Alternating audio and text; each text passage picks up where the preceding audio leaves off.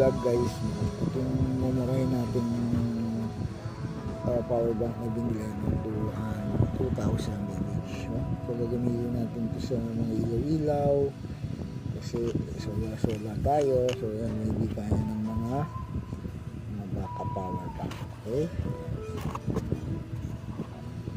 ano mo pagagamitan nito guys? So bibili tayo kasi ito siya. Ayun, mukhang legit naman. Ayan, legit,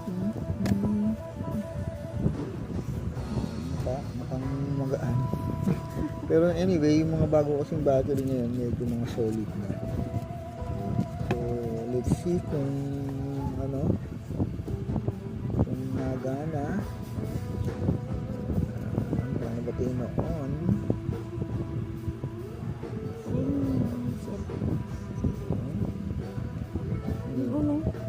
Anong on off yun? On off na. Naka, ayaw mag-on. Ito pa kasi yung battery. Ha? Charge. Tina-charge. So, kailangan pa siyang charge. Let's see kung... Bakit wala siyang charge? Dapat may charge na siya. So, dito siya, no? Ano siya tina-charge? Type-C. Type-C to? Ang charging? May Type-C, saka may Android. Ayun siya pag may charge. Tingnan natin kung gagana siya. Yan, dito na isa. Mahabang charger. Tingnan natin kung gagana.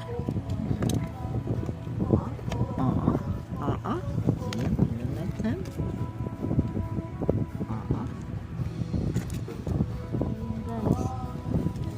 Ayun guys, hindi siya sala sa lamig, sala sa init. Hindi nag-charge. Mukhang walang laman sa loob. Meron. Ilaw eh. Ba't walang kung nagana? Ayan. Nagana naman siya guys. Hindi na natin alam kung kaya paano gamitin. Paano walang ilaw? Ba't walang Charger siya din. may laman ng niya, ayan, charging. So, let's see kung kaya niya mag-charge ng phone. Tingnan natin. Fast charger daw eh. Let's see kung fast charger nga. Kung baka isa tong Pasnea. Ayun nag-charge siya guys, nakita niyo, 25%.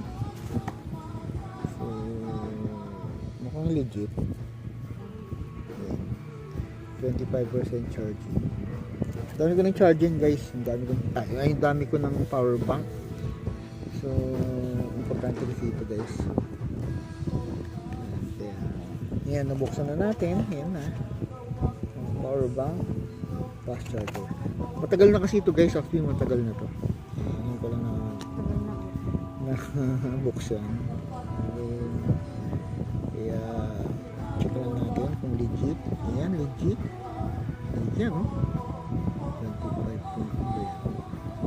Parang nagkakaroon na siya ng power. Hindi ko alam kung ano yun. Ayan. Anyway guys, so legit naman guys. Kung nagamit natin, subukan natin. Sa likod, model RTC15 capacity 2000 mAh, input DC 5.1 amperes, output DC 5.1 amperes. Okay? Hanggang dito na lang po.